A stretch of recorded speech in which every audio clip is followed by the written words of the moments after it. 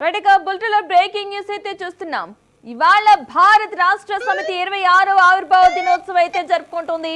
తీవ్ర ఎండ నేపథ్యంలో పరిమిత సంఖ్యలో అయితే ఈ వేడుకలు హాజరు కావాలంటూ కూడా నిర్ణయం తీసుకున్నట్టుగా తెలుస్తోంది. తెలంగాణ భవన్లో కేసీఆర్ అధ్యక్షతన ఈ రాష్ట్ర స్థాయి ప్రతినిధుల సమావేశం అయితే నిర్వహించనుంది. కేసీఆర్ అధ్యక్షతన రాష్ట్ర స్థాయి ప్రతినిధుల సమావేశం జరగనుంది.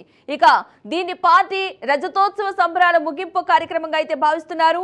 ఏప్రిల్ 27, 2001న జలదృశ్యం దగ్గర తెలంగాణ రాష్ట్ర సమితిగా ప్రారంభమైన ఈ పార్టీ 2022లో భారత రాష్ట్ర సమితిగా పేరు మార్చుకుంది. ఇక నేడు 26 ఏళ్లు పూర్తి చేసుకుంటున్న బీఆర్ఎస్ తెలంగాణ రాజకీయాల్లో ముఖ్యమైన శక్తిగా కొనసాగుతోంది. ఇక వాళ్ళ భారత రాష్ట్ర సమితి 26వ ఆవిర్భావ దినోత్సవం జరుపుకుంటుంది. తెలంగాణ భవన్లో కేసీఆర్ అధ్యక్షతన రాష్ట్ర స్థాయి ప్రతినిధుల సమావేశం అయితే నిర్వహించనుంది. కేసీఆర్ అధ్యక్షతన ఈ రాష్ట్ర స్థాయి ప్రతినిధుల సమావేశం జరుగుతోంది. దీని పార్టీ రజతోత్సవ సంబరాల ముగింపు కార్యక్రమంగా అయితే భావిస్తున్నారు. ఇదే అంశానికి సంబంధించిన పూర్తి సమాచారాన్ని మా ప్రతినిధి మల్లారెడ్డి అయితే అందిస్తారు. మల్లారెడ్డి, చెప్పండి, ఈ కార్యక్రమానికి సంబంధించిన పూర్తి వివరాలు ఏంటి? Good morning Padma.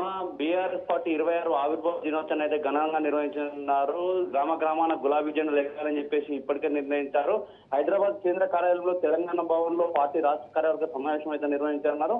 మధ్యాహ్నం 2 గంటలకైతే ప్రారంభ సమావేశానికైతే బీఆర్ఎస్ అధినేత కేసీఆర్ ముఖ్య అతిథిగా హాజరు కానున్నట్లు సమాచారం. అయితే రాష్ట్ర కార్యవర్గ సభ్యులతో పాటుగా ఎమ్మెల్యేలు, ఎమ్మెల్సీలు, మాజీ మంత్రులు, మాజీ ఎంపీలు, పార్లమెంట్ అసెంబ్లీ ఎన్నికల అభ్యర్థులు, కార్పొరేషన్ చైర్మన్లు, ఇలా ప్రజాప్రతినిధులు మొత్తానికి చూసినట్టే జిల్లా అధ్యక్షుల వరకు కూడా మొత్తం 305 మందిని అయితే లిమిటెడ్ గా ఆహ్వానించినట్టు కూడా తెలుస్తుంది. కేసీఆర్ ఆధ్వర్యంలో నిర్వహించనున్న సమావేశంలో ప్రతిపక్షంగా బీఆర్ఎస్ పార్టీ సాధించిన విజయాలు, ప్రజల్లోకి వెళ్లిన తీరు, ఎదురైన సమస్యలపై చర్చిన్నారు. అదేవిధంగా పార్టీ భవిష్యత్ కార్యాచరణపై కూడా మాట్లాడినట్టు తెలుస్తుంది. అదేవిధంగా కవిత విమర్శలపై కూడా స్పందించే అవకాశం కూడా ఎక్కువగా ఉన్నట్టు సమాచారం ఉంది. అయితే ఇదే కాకుండా పార్టీ సంస్థాగత నిర్మాణం ఏదైతే కమిటీలు, సభ్యత్వాలపై ఫోకస్ కూడా పెట్టినట్టు సమాచారం ఉంది.